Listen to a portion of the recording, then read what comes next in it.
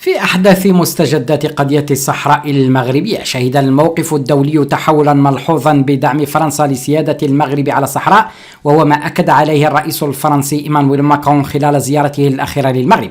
تزامن هذا الدعم مع افتتاح تشاد قنصلية لها في مدينة الداخلة، مما يعزز الاعتراف الدولي بالموقف المغربي. على الجانب الآخر، عبرت مرتزقة البوليزاريو والجزائر عن اعتراضهما، حيث استمرت الجبهة في شن هجمات بكوابيس عاشوراء على المنطقة، والتي قالت بعثة المينورسو إنها لم تسفر عن أضرار تذكر. وقد أطلق المغرب مشاريع بنية تحتية كبيرة تشمل محطات للطاقة المتجددة، إضافة إلى معسكرات عسكرية جديدة في مناطق قريبة من الجدار الأمني، فيما ردت القوات المغربية بضربات جوية دقيقة وهادفة ضد أهداف البوليزاريو شرق الجدار، مما أدى إلى خسائر بشرية للعصابة. أيها الإخوة والأخوات، لا تنسوا دعمنا بالاشتراك في القناة والإعجاب بالفيديو لنستمر بنشر المزيد إن شاء الله. شكرا لكم.